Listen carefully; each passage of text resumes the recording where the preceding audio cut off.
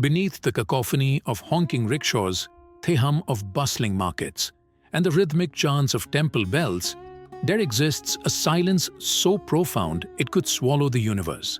It is not the absence of sound, but the presence of a deeper resonance, a language older than Sanskrit, older than the Himalayas, older than the first breath of life itself. This silence is the universe whispering to your soul in a dialect of symbols, synchronicities, and unspoken truths. Imagine standing at the edge of the Ganges at dawn, watching the water shimmer with the first golden rays of the sun. On the surface, you see ripples, reflections, and the occasional floating marigold. But beneath lies an entire cosmos. Currents that have traveled thousands of miles, secrets carried from glaciers, stories of ancient civilizations dissolved into its depths. Your soul is that river. Its surface, the life everyone sees, is shaped by jobs, relationships, and daily chores. But beneath, in the unfathomable dark, flows a truth so vast it defies the vocabulary of the mundane. The modern world, with its screens and schedules, has turned humanity into translators of the wrong language. We decode emails, interpret social media algorithms, and parse political speeches, all while ignoring the hieroglyphics etched into our bones by the cosmos itself. In India, where the material and spiritual have danced for millennia, this dissonance is especially palpable. Our ancestors built temples aligned with constellations and composed hymns to the wind. Today, we scroll through reels of dancing stars, while the real ones dim above, unnoticed. The soul's screams are not violent or loud. They're the quiet ache when you pause between tasks, the déjà vu when you meet a stranger's eyes, the dream that lingers like smoke long after you wake. These are not glitches in reality. They are postcards from a realm where time bends, and meaning is written in stardust. Consider the peepal tree, a silent witness to generations. Its roots dig deep into the earth, its branches stretch toward the sky, and its leaves tremble with every breeze. To the casual observer, it is merely a tree, but in its stillness, it speaks the language of balance. Roots as deep as the crown is high, a lifetime measured in rings, a sanctuary for gods and sparrows alike. Your soul, too, is a peepal tree. Its roots are your unresolved past, its branches your unrealized dreams, and its leaves tremble with every unspoken truth you carry. The universe writes its wisdom in the patterns of your breath, the rhythm of your heartbeat, the flicker of intuition you dismiss as just a feeling. But what if these were maps to a treasure buried within you? There's a story in the Mahabharata where Arjuna, paralyzed by doubt, receives the Gita from Krishna, not as a lecture, but as a dialogue with the divine embedded in his own consciousness. This is the silent language. It does not shout, it waits. It is the pause between the notes that makes the music. Yet, we fill these pauses with noise. Another notification, another chore, another are lost to the trivial. The soul's screams grow fainter, like a radio signal drowned by static. But in moments of stillness, when you watch a monsoon cloud swallow the sky, or feel the first sip of chai warm your throat, the static fades. For a heartbeat, you hear it. A hum, a melody, a truth you've always known but never articulated. This exploration is not about adding another ritual to your day or memorizing another mantra. It is about unlearning the habit of deafness. The universe speaks in the mundane as much as the mystical. In the way sunlight slants through your window, the way a crow lands on your balcony, the way your child's laughter echoes in an empty room. These are not coincidences but constellations, points of light that, when connected, reveal the shape of your destiny. India's spiritual legacy has always known this. The Upanishads declare, Tatvam Asi, you are that. The ultimate truth is not in some distant heaven, but in the quiet recognition that you are both the seeker and the sought, the question and the answer. But how do we hear a language that has no words? How do we decipher a message written in the fabric of existence? The journey begins not with listening, but with surrendering the illusion that we are separate from the voice. The soul is not a prisoner within you. It is the air you breathe, the ground beneath your feet, the space between atoms. To ignore its language is to wander through a palace with a blindfold, unaware of the mirrors reflecting your infinite forms. As we embark on this exploration, imagine you are walking through a dense forest at twilight. The path is familiar, yet every shadow holds a secret, every rustle a revelation. The forest is your life. The secrets are the truths your soul has been etching into your bones since the moment you were born. Let us begin by peeling back the layers of noise, not to escape the world, but to meet it more deeply, to hear the universe singing in the key of your existence. Imagine a veena, its strings taut, its resonating body carved from aged wood. When plucked, each string vibrates at a frequency that hums through the air, through the listener's skin, through the walls of the room, until the sound dissolves into the infinite. The universe is this veena, and every soul is a note in its eternal raga. The first core theme of the silent language is vibration, the understanding that everything, from the flutter of a sparrow's wing to the rotation of galaxies, is a pulse in the cosmic symphony. In India, this idea is ancient. The Vedas speak of Nada Brahma. The world is sound, a divine vibration. Your soul's screams are not random cries. They are frequencies seeking harmony with the universal chord. When you feel restless, unfulfilled, or inexplicably drawn to certain places or people, it is your soul's training to tune itself to the music of the whole. Yet, humanity has forgotten how to listen. We live in a world of Maya, not merely illusion, but a veil of distractions that muffles the soul's voice.